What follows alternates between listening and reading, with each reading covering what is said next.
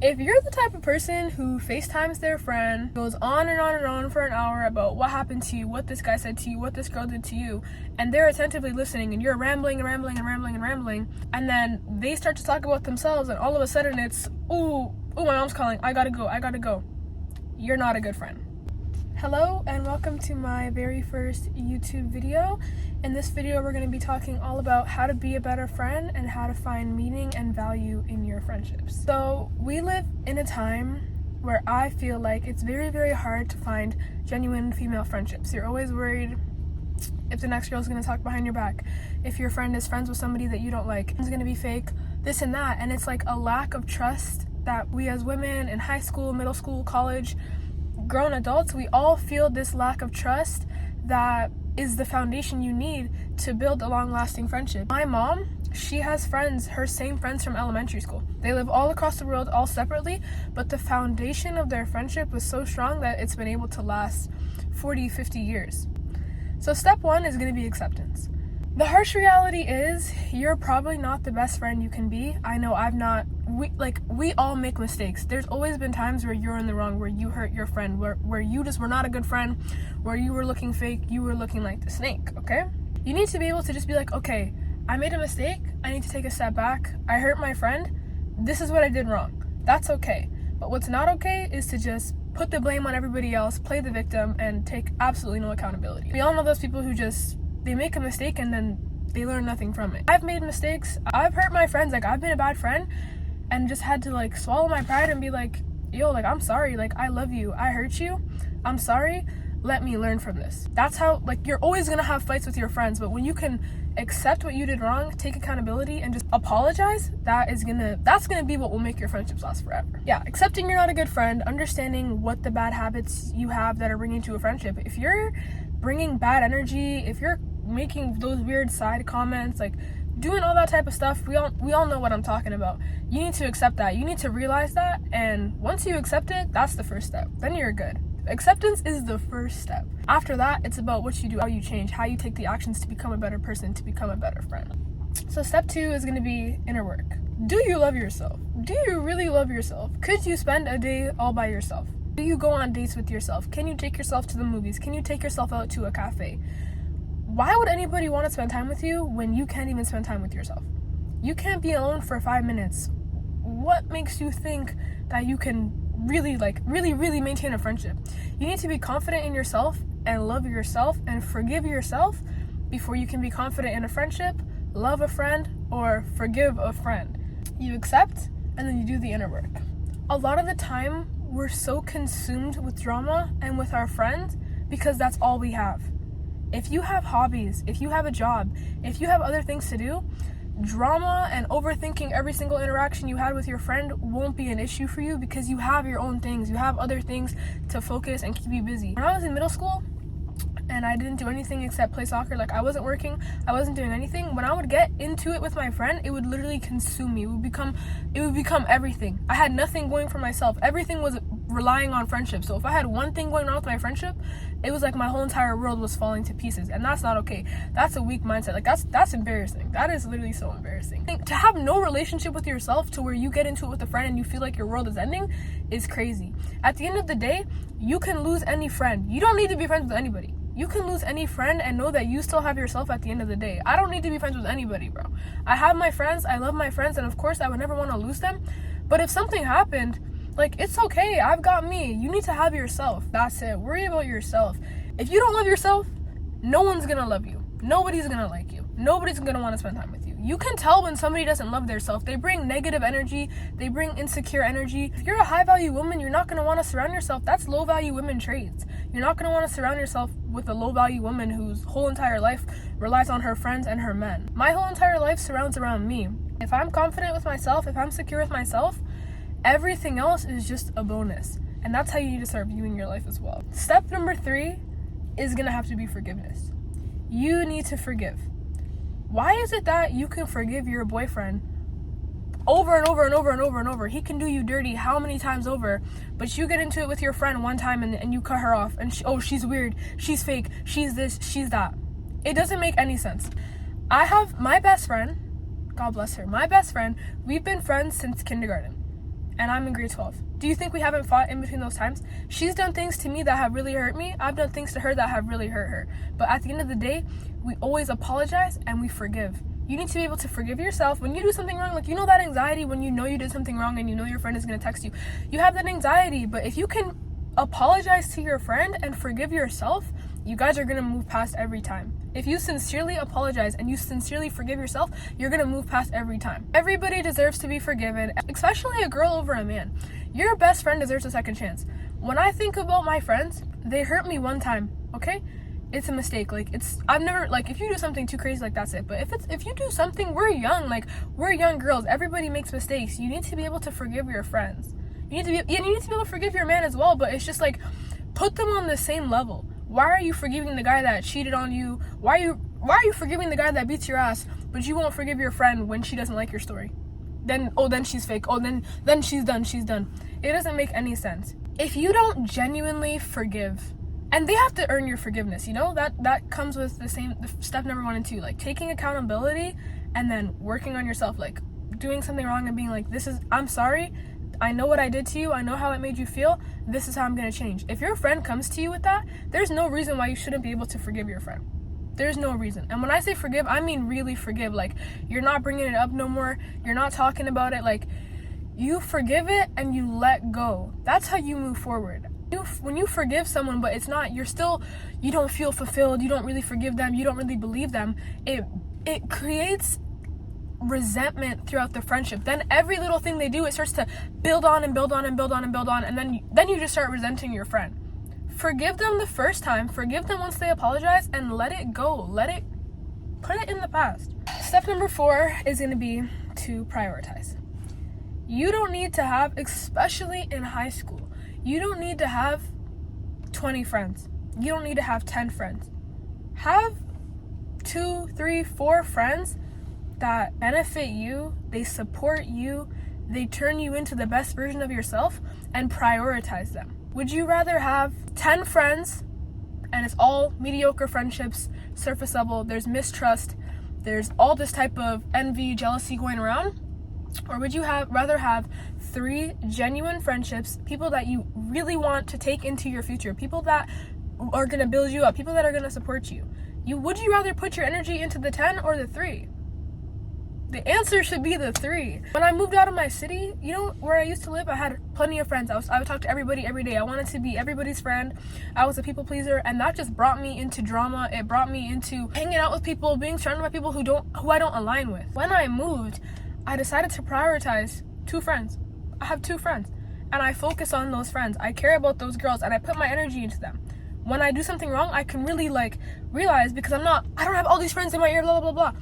I have one friend, I'm like, yo, this is my girl, I hurt her. Let me prioritize her, let me prioritize her feelings, instead of prioritizing all these random people that I don't really care about. Figure out who you want in your life, and you don't have to go, oh, I'm cutting you off. Like, just take a step back. You don't need to hang out with everybody. You don't need to be in every single group chat. You don't need to be in every single girl's comments. Like, find 1, 2, however many friends it is, and prioritize them. Focus on them. Focus on being a better friend. Focus on paying more attention. Focus on spending more time one-on-one with them. You can't do that with 10 girls, but you can do that with 2. Another thing is, you're not going to be everybody's best friend. That's okay. You don't need to be friends with everybody. Why would you want to be friends with somebody who doesn't even like you? Why are you desperate for friends? If you need to beg for someone to be your friend, if you need to beg to feel like you fit in, if you need to beg to feel like you can come hang out, those aren't your friends. So instead of putting your energy into being desperate, into trying to come to all the hangouts with the coolest people, whatever, put your energy into the 2 people, into the however many people that treat you right, make you feel good about yourself, and lift you up. When you're done hanging out with your friends, you should feel good. You should feel uplifted. You should feel confident in yourself. You shouldn't have to overthink. You shouldn't be worried about what they're going to say about you when you're gone. You should be confident in those friendships. And then that kind of goes into, I guess, step number 4, which is learn to leave a friendship when it does not serve you. It's pretty straightforward. Once your friend starts moving weird, once your friend starts not prioritizing you, when you can just tell when your friend starts moving different, don't be afraid to let go. Put that friendship behind you. Put that in the past. Like, that goes with loving yourself. When I love myself, I don't need to be friends with anybody. Once you show me you're not my friend, it's okay. Like, I don't need to cuss you out. Like, it's okay. we don't need to be friends anymore. I have myself, I have my 2 girls, I'm good. I don't need to hold on to anything or force anything. When you force things to stay into your life that God is clearly trying to tell you and giving you the signs that you need to let go, you're only stopping yourself from receiving something new. If you let go of that one shitty friend, you don't know who's gonna come around the corner, who you're gonna meet. Instead of giving your time to that friend, give that time back to yourself and see who God brings into your life. See who comes into your life. That might be your new best friend. That might be your future bridesmaid. But instead you're putting your energy into these people who don't value you. They don't care about you. They don't want the best for you. Let them go. Even if your friend has not necessarily done anything to you, maybe they're not talking shit, like whatever, and you just realize you guys aren't aligning anymore. And those are the hardest friendships to let go of. I experienced this as well with a good friend of mine, and it's no ill will to her. She's a good girl, she's a smart girl, but we just weren't aligning. Our values were not on the same level. We just weren't aligning. And I just had to tell myself, like, I just have to let go of this. It's no ill will in the future. You can always come back to that person. But if they're not benefiting you, if you feel like they're bringing you down, or like maybe gossiping, you want to stop gossiping, but they won't stop gossiping, and you're kind of like, hey, like, I don't want to engage in this anymore, and they're like, oh, like, whatever, right? Don't be afraid to let that go. Let go of what does not serve you. If your friend is not turning you into the best version, the highest version of yourself, then just let it go. You don't need to be friends with anybody as long as you've got yourself. Step number 5, talk less and listen more. If you're the type of person who FaceTimes their friend and goes on and on and on for an hour about what happened to you, what this guy said to you, what this girl did to you, and they're attentively listening, and you're rambling, and then they start to talk about themselves, and all of a sudden it's, ooh, my mom's calling, I gotta go. You're not a good friend. You're not a good friend. If the friendship is surrounded, or you like this person because they listen to you and you don't talk back with them, that's not your friend. I don't even know what to call that. That's like your microphone or something. You need to ask your friends questions. Be engaged in your friend's life. There's nothing wrong with calling your friend up and just being like, hey, we haven't talked in a while, like, how are you doing? Let's go to Starbucks. Let's go get coffee. Like, let's catch up. Stop being so selfish and self-absorbed in your friendships and look into the other person's life. You never know how that's going to benefit them, how that's going to, like, positively affect their life. Ask your friend how they're doing mentally. Ask your friend how she's going with that guy. Ask your friend about what's going on. Instead of always thinking about yourself, thinking about, oh, I need to tell her this, I need to tell her that.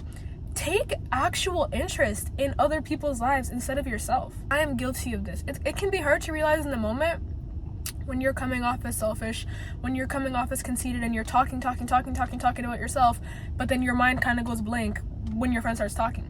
Because naturally, as humans, our biggest interest is ourselves. We are selfish creatures. We care about ourselves more than anything. You guys might disagree with me, but at the end of the day, you care more about your drama than her drama. You realize that when you can take a step back and be like, like, she's been giving all her energy, helping me out, hearing me out, and I haven't been doing much for her. Realize that and be like, yo, like, I'm sorry, lately I don't think I've been the best friend. Like, let me ask you how you're doing. Let me talk to you. That can be like one of the most dynamic changing things in a relationship. When you just really take time and take interest into the other person's life, and you give them advice, and you let them talk, and you don't interrupt. You talk less and listen more. Let them vent to you for a change. So if you're at, like, we're all at different stages. If you're at step 1, which is acceptance, you want to be more to your friends. You want to give more to your friendships. You have certain friends that you feel like the friendship is lacking and you want to do something about it to revive it. What I would recommend is to open up your journal and do some shadow work. I'll break it down for you. If you're in step 1, if you're in the acceptance phase, write about it in your journal. When you do something bad, or if you have something that kind of still, you know, things will come up in your mind, you kind of like cringe, you're like, oh, fuck, like, I wish that never happened, I wish I didn't do that.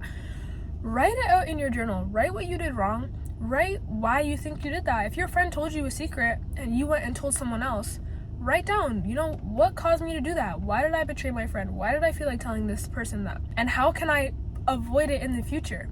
Use scenarios that have already happened and write out, like, what is the pattern? I used to be the type of person, I could not keep my mouth shut. My friend would tell me something and I would go to the next friend, and it would always come back and bite me. I would tell them and be like, oh, why did I do that? Why did I do that? I know that's going to come back to get me. And I would continue to do it. It wasn't until I wrote it in my journal and wrote, why can't I keep my mouth shut? Why did she trust me with this? And I broke her trust completely. And you have to answer those questions for yourself. And they're not easy questions to answer. It's not an easy thing to do. It's not just like, because I felt like it. No, there's a real reason. Maybe you don't feel trust in the relationship. Maybe you don't trust yourself to keep. I didn't trust myself to keep a secret. They would tell me, be like, don't tell anyone, and right when they would say that, I'd be like, no, I can't do it. Until I changed my mindset. I was like, I want to be the type of friend you can come to. I want to be the type of friend, when you tell me something, it stays between us. But I didn't realize that, and I didn't really think about that until I was applying it into my shadow work, into my journal. So you need to ask yourself those questions and write it out in your journal. That kind of goes along with step 2, which is inner work. Start loving yourself. Like I said, take yourself out on a date, go on a walk, listen to a podcast. Like, be comfortable with spending time with yourself. Get comfortable with keeping things to yourself. Become your own best friend. If you can't trust your friends around you, don't tell anyone. Keep it to yourself. Write it in your journal. Talk to your mom. Go for a walk. Go to the park. Read a book. Listen to a podcast. Like, there's so many things you can do all alone. And I feel like we live in a time where everything you have to do it with your friends. Oh, I want to go get crumble cookie.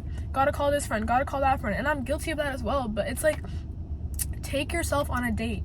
The more time you spend alone with yourself, not on TikTok, like not overstimulating your mind, the amount of time you spend sitting down with yourself, the more you will understand yourself and learn yourself and figure out what your flaws are in your friendships. The more you spend that time with yourself, and like I said, once you accept it and you start to be like, okay, this is a problem I'm having. Why do I do this? Go for a drive and just think, like, why do I do this? Spend that time with yourself. Take yourself out. Love yourself, and you're gonna figure it all out. For prioritize, again, you know what friendships are serving you and what is not. You can, again, another journaling example, write in your journal, what are you looking for in a friend? What does your ideal friend look like to you? And what is your example of an ideal friend? Like, how can you exert that? So there's an ideal friend that you would want, and what would be the ideal friend you would want to present yourself to your friends? Write it out. What are the traits? Is she trustworthy? Is she funny? Is she brutally honest? Is she sensitive? Is she very smart? Does she help me academically? Is she inspiring? Does she inspire me? Is she creative? Write down what you're looking for, and then take a good look at your friend. Separate who you want and who you don't, and start to prioritize who you want. That could mean taking your friend out to Starbucks, friend out to eat. Go for a walk with your friend. You know, like, there's little dates you can do. Search up dates on TikTok, and instead of doing it with a guy, do it with your friend. Just spend that time with them off your phone to really bond and grow your relationship. Yes, so those were my steps on how to become a better friend and how to maintain your friendships. Main point is, we prioritize men over friendships. We prioritize being friends with popular people over people who genuinely care about us. And if you notice that change in your life, if that's weighing you down, be the change. Make a change. Take accountability. Take initiative. Instead of complaining about your friendships, do something about it. And I understand the value. I'm in it for the long term. I'm in my relationship for the long term. I'm in my friendships for the long term. You should want the same.